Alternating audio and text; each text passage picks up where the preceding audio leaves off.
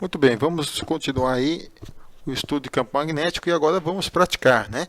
Então observe aí, qual é a direção da força magnética em uma carga negativa com velocidade para baixo numa região de campo magnético uniforme para fora do plano. Então, vamos analisar lá, lembrar novamente lá da força magnética, né? A força magnética ela é calculada pela relação QV vetorial B. Portanto, eu posso colocar o campo magnético na direção da palma da mão, o vetor velocidade na direção dos dedos e o polegar vai me indicar o sentido da força. E com isso aí eu tenho o produto vetorial realizado. Então, analisando aqui nesse caso, nós temos o campo magnético está para fora do plano, então a palma da mão para cima, né? Apontando para cima, o vetor velocidade para baixo, portanto os dedos para baixo, logo o vetor força para a esquerda, que é onde aponta o polegar, né? Acontece que como a carga é negativa, eu tenho que inverter este resultado, logo significa que a força na realidade está indo para a direita, ok? Vamos praticar novamente. Nesse caso aí, eu quero saber então qual é a direção da força magnética sobre uma carga positiva que está em repouso numa região de campo magnético uniforme entrando no plano. Veja que nesse caso aqui a carga está em repouso. Se a carga estiver em repouso, não há força magnética agindo sobre a carga. Portanto, nesse caso, a alternativa é a 7. Não há força magnética agindo sobre a carga. Vamos aí, então, um primeiro exercício. Temos uma partícula de carga positiva e massa m que penetra numa região onde existe um campo de indução magnética B na direção J. Sua velocidade está na direção I, tem direção perpendicular ao campo magnético e eu quero descrever o movimento desta partícula. Então vamos aí calcular a força magnética que age sobre essa carga. Então força magnética QV vetorial B. Então, o V tem direção I, o B tem direção J, portanto, I vetorial J dá K. Logo, a força magnética está na direção K. Se força é massa vezes aceleração, significa então que a aceleração está na direção K. Observe então que a aceleração é perpendicular à velocidade. Logo, isso significa que a velocidade é constante, visto que a aceleração não está na mesma direção da velocidade. Nesse caso, então, a força magnética não vai realizar trabalho e, consequentemente, eu tenho aí uma força perpendicular à velocidade. Se a força é perpendicular à velocidade, conforme a carga vai se movimentando, a força vai puxar essa carga para um ponto central. Eu passo a ter então um movimento circular uniforme e essa aceleração passa a ser então a aceleração de uma força centrípeta, V quadrado sobre R. Nesse caso, então, eu consigo calcular qual é o raio dessa trajetória, mv sobre qb. Nessa mesma linha, então, vamos praticar. Eu tenho aí 3 cargas, carga 1, 2, 3, e eu quero, elas são lançadas para a direita, numa região onde há um campo magnético uniforme. Cada uma delas segue aí uma determinada trajetória. Eu quero ordenar essas cargas conforme a sua velocidade, da maior para a menor. Então, observe o seguinte, eu tenho ali cada uma das 3 trajetórias com raios distintos.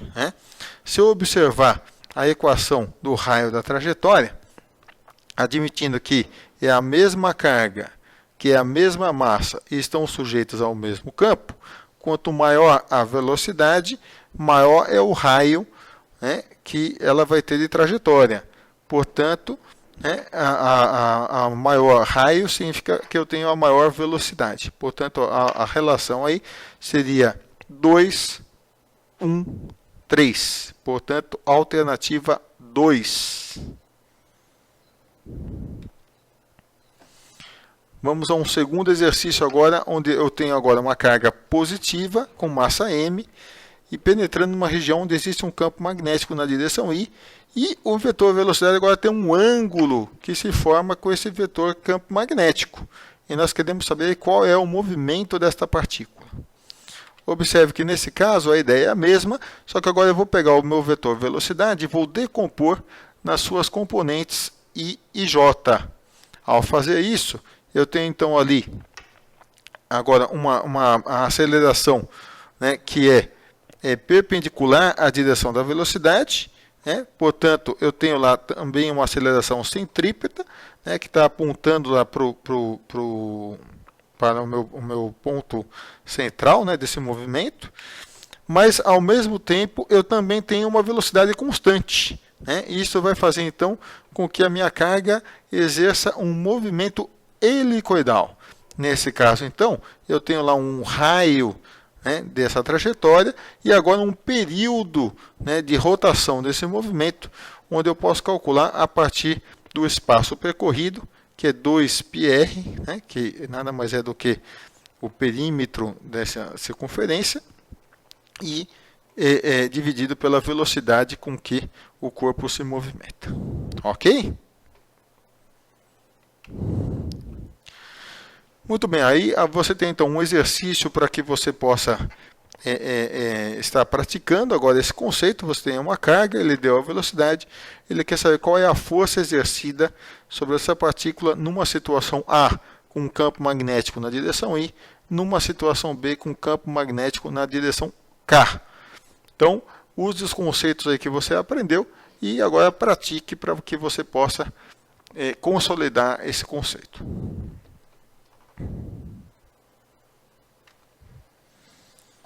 Vamos discutir um pouquinho essa solução. A ideia é a mesma, né? Força é QV vetorial B. Então, basta fazer o produto vetorial, né? I com J da K, como tem o menos ali, então você vai ter um menos K. No caso ali, então, I vetorial I dá 0, né? J vetorial I dá menos K.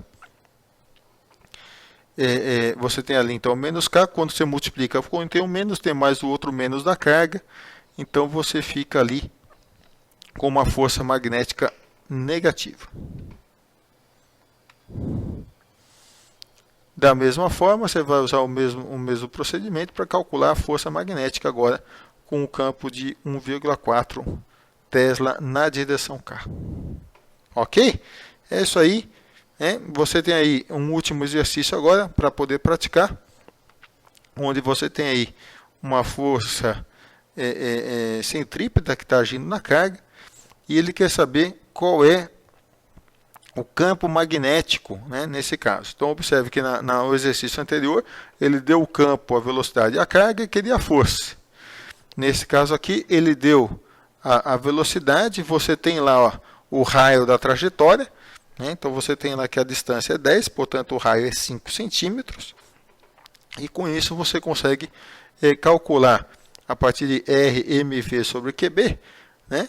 Você tem a massa de um elétron, que é uma constante. Você tem o valor da velocidade, a carga de um elétron, portanto, você vai conseguir achar qual é este campo magnético, né? Uma vez que você achou o campo magnético, o tempo para ele se deslocar de A até B, basta ver o trajeto que ele percorre, o trajeto aí é de meia circunferência, então você consegue calcular tanto o campo magnético, né, substituindo lá em RmV sobre QB, e calcular qual é o tempo, a força, né, que está aplicada sobre essa carga, e consequentemente o tempo que ela leva, que é o tempo para ela percorrer meia circunferência. Tudo bem? Então é isso aí. Foi um prazer estar com vocês e discutimos aí campo magnético.